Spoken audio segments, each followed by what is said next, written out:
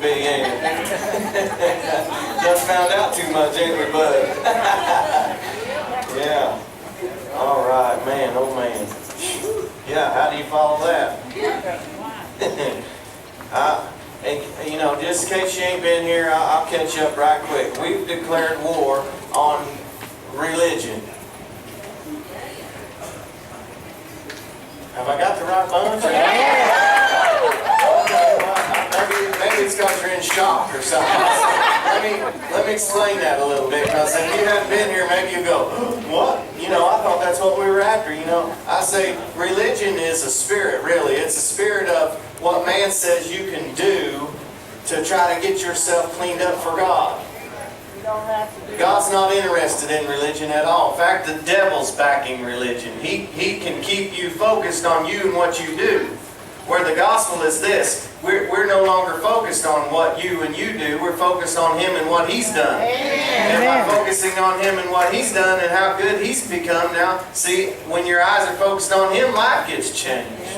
That's just the way it is. So it's really sad to me to see people that have gotten such a religious mindset that they let religion rob from them, and they go through life not really experiencing life, not really receiving from God and letting God really be as good as He wants to be. So I'm here to chip away at that, and I'm going to keep chipping away at it. I'm going to spend the rest of my days watching people get set free by the realization and the understanding that God's love really is unconditional.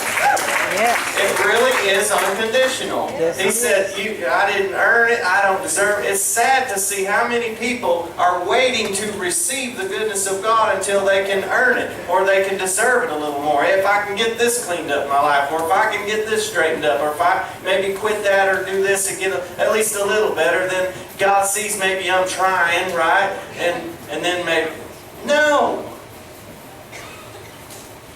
Phooey. It's not that at all. It's like, I realize I can't earn it, I realize I don't deserve it, and I'm just going to go ahead and receive it anyway. And when I get a glimpse and a whiff of what He's really like and how much He loves me and that, He'll just bless me anyway, and then I understand how good He really is, and I can have life with Him. That's what changes me. My self-effort can't change me. My grit and my determination, and I'm going to try harder this week. Play it one more time. I'm going to cry and say I'm sorry and do my best. And you know, come on, who's that work for? Gonna be honest, ain't we? So I'm just saying. You guys know the most famous verse there is, right? John 3:16. I'm gonna start there. I'm going to try to settle down and really make sense, okay? I'll find me a track to fall in a minute. John 3:16 said this, "For God so loved the world that He gave His only Son, that whosoever would believe in Him would not perish but have everlasting life," or eternal life, right? Everybody's heard that one. And so I always, under the assumption, and most people, I'm going to say, would say, okay, you believe in Jesus, when you die you get to go to heaven and live forever. Right? Everybody's pretty basic, simple, right? Well, then I thought one day, you know, if you don't believe in Jesus, what happens? Going south, ain't you? Yeah. But here's the deal about that. Even yet, you're still going to exist forever. That's right. So you're getting the quantity of time either way. Right? So it has to mean more than those who believe in Jesus will not perish, but have everlasting life, as in it's existing forever, because you're getting that either way. It has to mean that there's a quality of life. It's not referring to quantity. You got quantity either way. I'm going to tell you, one's a lot better than the other, but I'm telling you, God's so good. How many, you've never heard me preach a sermon on heaven, have you? Not one. I mentioned it. But I'm telling you, if what you got, if what you're believing about God is not so good right now that you take it without heaven to boot, then you're not getting it. Good stuff. Come on, I'm saying if you've got fire insurance so you can just suffer along and go to heaven one day, I'm telling you, you're missing the whole deal. Amen. This gospel I'm talking about is life with God. If there was no heaven, Hey, when Jason gets done, put him in the ground, he just turns to dirt and that's all of it, it's over. I'm still good. I still want what I got right now. I'm not backing off of life with God right now. It's a quantity of life. Yes. Yes. Quality of life. Quality of life. It's a quality of life. And if believers would start realizing this and living in this, we wouldn't have to have so many programs and strategies and manipulations to try to get our lost folks to. I'm telling you, if they just see some folks living in it. Hey, they see some folks with some victory on their breath walk by and smell like they've been with God, not because they've been to church. Hey, any waitresses in here? One waitress there? One waitress, that's all we got? Hey, when you're waiting tables and serving folks, who's the meanest folks you ever deal with? I'll answer it for her so you're not mad at her. Church folk. Am I telling it right? The world's not impressed. I'm going to tell you what's going to impress them. When they see some folks living in life, when they see some folks that knows what victory is and the real gospel, that they've been set free, and they understand that the love of God really is unconditional, and when you've received it unconditional, you can give it unconditional. When you've received mercy, you can give mercy. See, if you think you've earned it, you're going to expect other people to earn it. However you believe it's how you have it. However you have it's how you're giving it. I know that's too simple, but I'm telling you, whatever kind of love you believe in is what you're receiving from God. And whatever you're believing in and receiving from God is what you have, and that's what you're giving. If there's a problem with what you're giving, let's not change our behavior and work on better actions and work on self, and I'm going to learn and train and all. No, just get a right understanding of who He is and how He's loving, and in that revelation, that's what you now live in, and that's what you start giving. See, the old deal was about doing. The old deal's about doing. Thou shalt not, thou shalt, right? The old covenant. What you do, you don't do. Do, don't do, right? New covenant's believe. Whatever you believe is what you're living in. I promise you, whether you know it or not, whatever you believe about it is what you're living in. And so I just come to encourage you tonight. I'm saying, to me now, living in this life, quality of life, it's like my whole perspective has changed. The perspective on life has changed. It's like when these guys that wrote the New Testament, they talk about the faith. The faith for me. It's like a perspective. The faith. It's knowing that I'm a son of God. It's knowing that my sin's gone. Somebody else served the sentence, paid for it. We sing about it all night. Y'all stand and cry and carry on when somebody sings it, but when the preacher says it, y'all want to stone him and run. Telling the truth, ain't I? I'm just saying, when you start getting a revelation and understanding you're a son of God with no sin on your record. Uh-oh. What would life look like if you understood who your daddy is, and you know what would life look like if you never sinned?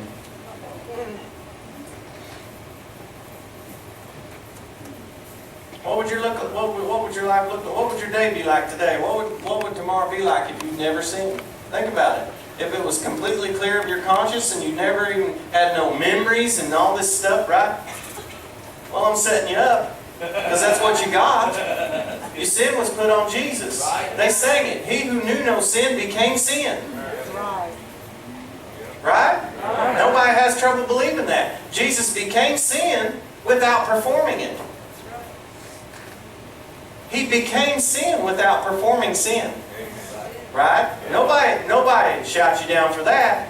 But in the same verse, it says, He who knew no sin became sin, so that we who knew no righteousness might become righteous. That's what it says. Well, Jesus became sin without performing it. Now you understand Jason became righteous without performing it. Come on, I'm a son of God. I'm the righteousness of God. You know what that qualifies me for? Now how in the world am I going to live another day in the mully grubs letting the devil kick me around? He has no more say in the matter. Here's why I'm going to encourage you. Coach, I'm preaching to the choir right now. I know you guys all believe in victory, and we're going after victory even if we haven't seen victory. We just believe that it's God's will for us to have victory, for us to be overcomers, for us to be the head, not the tail, right? He doesn't have two wills. I've settled this for me. I hope you settle it for you. He doesn't have a will in heaven and a different will for earth. He likes Jason. Yeah. He loves Jason. He has a will for Jason. It's not going to change when I change addresses. He has a will for me now. If it's not His will for Jason in heaven, it ain't His will for Jason now. It's not like, well, I'm going to give Jason cancer to teach him a lesson, plus I need him to witness to this nurse. Come on, we believe that nonsense. How about this? How about Jason find out who he is and what he's got, and he goes down there to the cancer ward to witness a nurse when he raises 5 people from the dead? Oh, I'm making you nervous now, ain't I?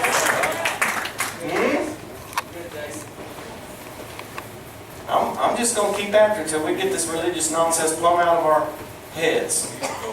Because it's not popular. I saw in here where, Moses, he led the Hebrews out of Egypt, right? They were slaves, and they got out there in the wilderness, and they wandered around for 40 years, right? When it was God's plan for them to live in the promised land. That's a picture of us now living in the promised land. It's life in Christ. This is what I'm talking about. It's not over yonder. If it was a picture of over yonder, there wouldn't be giants in the land. There wouldn't be enemies to defeat. It's a picture of life with God, that we can have now in this new covenant. Right? So they're showing a picture of that. So they're grumbling and complaining. They're not going over and taking over what's theirs, right? And so they sent 12 spies over there to spy out the land. You remember that? You at least watched the movie. 12 spies go over and they spy out the land, and it surely is a good land. I mean, they come back carrying grapes. They had to put this cluster of grapes, they had to put it on a pole and carry it between 2 men. They come back, now this surely is a good land. Wow, it's wow. Yeah. And so then they said there was 10 of the spies, there was 12. 10 of them said, surely is good stuff over there. But whoa, there's giants in the land, and we are not able to whoop them. In fact, they said, we're like grasshoppers in our own sight and in their sight. I'm not going, you've heard me get on that, I can, but we're like grasshoppers in our own sight and in their sight. So they said, we're just, woe is me. No, God, I know God might have said that, but, no, I don't think we're able. And then Caleb hushes the people. Now look, scholars will say there's 2 to 3 million of them. I don't know how many. Millions, there's a lot, all right? There's a lot. I'm just showing you how unpopular it is to believe in total victory. How unpopular it is, especially among the people of God, to believe in victory. To believe in life with God. To believe in that Jesus actually did pray, your will be done on earth as it is in heaven. Who'd have thunk it? Jesus said, when you pray, pray like this, for the will of God that's in heaven to invade the earth. So Caleb said, he said, hush the people. Hey, didn't God say this was ours? We are well able to go over there and whoop them giants and take what's ours and live in the land that He promised us. Come on, it doesn't matter what it looks like. It doesn't matter that they're big. None of this stuff matters. All that matters is what God said. Yeah. See, Caleb had a whiff of something, right? And it says this, they grabbed stones to stone Caleb and them. 2 of them. I guess maybe, I don't know if it says, I'm thinking it's Joshua. Caleb and Joshua. Yeah, Caleb and Joshua. The millions of the children of God. Millions of them. When 2 of them stood up and said, let's believe God. Let's go take what's ours. The church folk grabbed up stones to stone them.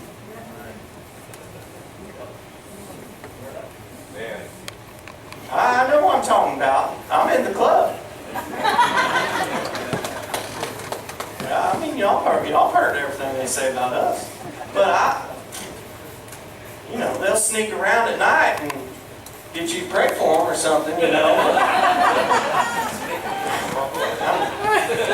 trying to be nice here. I'm trying to encourage y'all to go ahead and let's join the two. You want to? Let's go ahead and leave what God says is ours is ours. I'm telling you this, it's a perspective to have confidence in the covenant that we're a part of. I'm talking about a perspective that comes when you have a confidence in the covenant that we now have. I can show it to you with David under an old covenant. Watch what David could do when he had confidence in the covenant of God. A boy, right? You guys know the story. Here, the whole army of Israel, the same bunch. Yeah. Army of Philistines on one mountain, the same bunch with that same religious spirit and mindset on the other mountain, right? And Goliath comes down there taunting them for 40 days, right? Taunting them, making fun of their God and everything else, and they're terrified. They're whooped. They're whooped in their head before they ever even get to the fight. They never even fight because they're so whooped. Yeah. And so here comes a boy. Here comes a boy. A little old boy. He walks up, and here Goliath is, you know, I'm paraphrasing Jason's version of the story for tonight. Here this boy says, "What are y'all doing? Who's this uncircumcised Philistine? Aren't y'all the people of God? Aren't y'all the ones with a covenant of God?" He's saying, who's this uncircumcised Philistine? Meaning that the sign for you to be in covenant with God is that you're circumcised. So this boy shows up and says, "What are y'all doing? Y'all got covenant, don't you? Why isn't nobody doing anything about this? You're letting this non-covenant heathen mouth and scare you and rob you and cheat you out of life? What? Why is if y'all don't want to go, I'll go. I'm just a boy, but I got covenant with God." Whack! Down goes the giant. Cuts off his head, runs down the whole Philistine army, whacks them all out. Why? Because a boy showed up that had faith in his covenant. Now listen, David was jealous of the covenant that we have. He said in Romans 4, "Blessed is the man whose sin does not go on his account." He's looking ahead to Jason and saying, man, he's got a new covenant with God. Hey, I'm whooping giants in an old covenant that's based on man, that's established with the blood of sheep and bulls and goats. But Jason's got a covenant with God that's based on the performance of the Son of God, established in the blood of the Son of God. I'm trying to settle down. I'm trying to stir you up a little bit to have confidence in the covenant that we have. That we're no longer backing down from giants and stuff that's trying to steal our life and steal our victory. And Amen. Good. Good. have I got the right bunch? Yeah. I'm telling you, we got the stuff. Yep. Yes, we do. It's time our perspective changes. The faith. It says the faith was shut up under the law until the time came. The times came. Yes. The faith is no longer shut up. So now we have the faith. The faith is the perspective that we're the sons of God and we're in covenant with God and there's no giant. I don't know what your giant is. I don't care what kind of giant you got. It doesn't matter. If you'll get this perspective, the perspective that David had of the confidence in his covenant, I'm telling you, you'll cut that giant's head off. You don't have to wait on the higher uppers. You don't have to wait on the pastor. You don't have to wait on the deacon. You don't have to wait on the priest. You don't have to wait on nobody. You're a son of God. This covenant you have, there's more hierarchy. Well, I'm not saying we don't have pastors and teachers and all that. I'm not saying that. But you have everything I have. Good. Good. You have everything I have. I'm not that I'm somebody, but I pick them out. Whoever your favorite is, big shot on big shot. You have everything they have. Yep. Life with God. Spirit of God lives inside of you. The hope of glory. Glory is the manifested attributes of God. The seen attributes of God. I mean, it'd take us a long time to even list all the attributes of His person, wouldn't we? It says Him being inside of you is the hope of His attributes becoming seen. There you go. Oh boy. Yeah. You getting the revelation and the understanding of Him in you. We're partners, see? It's father and son business. We're on a devil whooping. Father, son business. Him in me. We're together. This is the deal. That is the hope of His attributes becoming seen. We got more to do with it when we have ever been told. We've said, well, whatever the will of God, it's the will of God. Okay, sirrah, sirrah. I mean, if He's God, He can do whatever He wants, whenever He wants, yeah? Well, I guess that's true until He changes it and speaks. Once He speaks, He's bound to what He says. If He says something, He's not going to back off of that. If He says, I'm never going to drink Coca-Cola again, can God now drink Coca-Cola? No. No, because He can't lie. He won't back up on what He says. So God's sovereign and in control until He speaks. Oh boy, I had a nerve or something there, didn't I? God's sovereign and in control until He speaks. Now He's bound or tied by His word. He's placed His word above Himself. He will not go against His word. That's just the way it is. And He said, I'm giving the authority to you. I'm giving it to the sons of... I'm telling you, He's wanting to partner with us in this thing. He's not just going to show up. I mean, all this religious stuff, I'm not going to get on end times and all that stuff, but I believe a whole lot different about it than what's popular. I'll just let you in on that. He's not just going to show up and feel sorry for us and come on a rescue mission and bail us out of here. Good. Good teaching. Good teaching. He's got in mind that He's going to give revelations to the sons, and the sons in Him are going to come in here and turn this thing around. Yeah. Come on, Paul said the creation itself is moaning and groaning. Romans 8, waiting on the manifestation of the sons of God. The creation. You know why there's storms happening and all this stuff, chaos? You know why? Because the creation is crying out, waiting for us to realize who it is we really are. We stop saying, oh Lord, it's going to storm tonight. No, we say, I'm a son of God. Storm, you got a plan to disrupt and to destroy and all this chaos? Get out. Be still. Come on, we got to start changing our thinking. I mean, He gave us an example. What would Jesus do? Did Jesus ever call 911 and start a prayer line and all this stuff? Come on, we believe a lot of stuff that you can't find in the life of Jesus. We've based our doctrine and our theology more on Job than we have Jesus. Saying if you can't find it in the life of Jesus, you might as well throw it out. Jesus said, you cannot have a will of God that's separate that you can't find in the life of Jesus. Or contrary to the life of Jesus. He said, if you've seen me, you've seen the Father. He's the exact representation. He's the visible of the invisible. I could give you some more. There's not two different wills. Jesus is the will of God. Did Jesus do half of this stuff that we talk about and say and nonsense we've come up with, you know? Well, so-and-so didn't get healed. Well, let's see. Well, there was that scripture where Jesus said, you know, I'm trying to work this out in a plan, and you come back in about 3 months, and I'm going to get some people lined up, and this is going to happen, and I'm going to work some things out of your heart.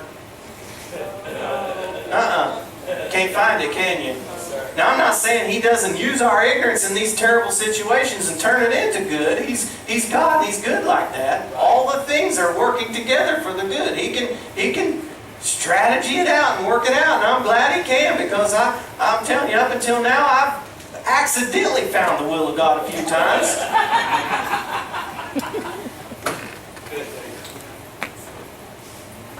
I'm telling you, nobody that ever came to Jesus wanting healed ever left. But we've came up with all kinds of reasons. You can order books. There are 92 different ways we don't get healed and all this stuff. Jesus didn't carry that book around. He didn't know. He understood the covenant. He understood the relationship he had with his Father and who he was. That he was a son of God with no sin on his record. Filled with the Spirit of God. He didn't operate as God. He set his deity aside and operated as a man. Yes. He operated as a man. Now I know somebody going to cry heresy or something, blasphemy or what, I don't know. He didn't do anything in the earth that me or you aren't capable of. That's right. That's right.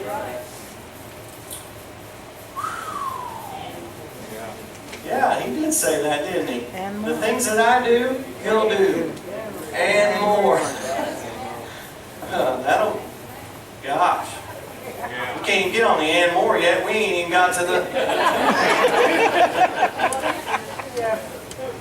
I'm just talking about flipping our perspective. And no longer being religious minded. And I'm talking about waking up every day knowing you're sons of God. That is so rooted and grounded down in us that we're just changed. I mean, that you don't have to think about it. You don't have to pray about it. I mean, it's just like I said it a week or two ago. I'm going to wake, I guarantee you this, I'm going to wake up in the morning Caucasian. I won't have to work at it. I won't have to study for it. I won't have to rap. I guarantee you. I will wake up in the morning Caucasian.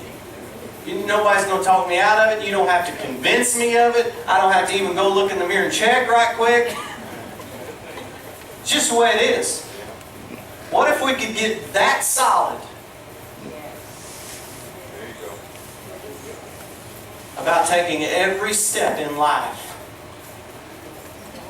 as sons of God, partners with God, ambassadors of God, representing Him? That we're backed by heaven to bring heaven's goods into the earth.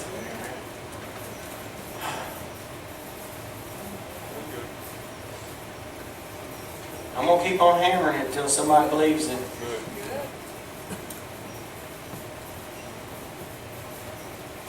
Joshua and Caleb, they went to the promised land. Oh, yeah. In fact, they said, you know what? We're as strong at 80 as we were at 40. Under the old covenant. Under the old covenant. Back 2 to 3 million Jews. In a picture of the Passover. In a picture. A shadow. And just a representation of the Passover. They ate the lamb. And 2 to 3 million, however many, lots, walked out of Egypt. Slaves. Slaves, generations of slaves, 400 years, generation after generation after generation times 10, slaves, beat down, malnourished, eating hog slop. That many folks walked out of Egypt, not one stumbled, said in Psalm 105. Not one feeble. Now, if that many slaves can walk out of Egypt completely healed, from a picture of the Passover, Yeah. what about those of us that aren't celebrating a picture? We got the real deal. I'm just trying to get you some confidence in the covenant. I think we need to change our perspective, don't you? Amen. All right. You guys better go sing something, you reckon? Can you? Are you able? Huh? Yeah. Because I think some folks in here feel like celebrating a little or something. It's worth celebrating, ain't it? Anybody glad to be a son of God? Yes. And good you girls too. I'm just saying there's no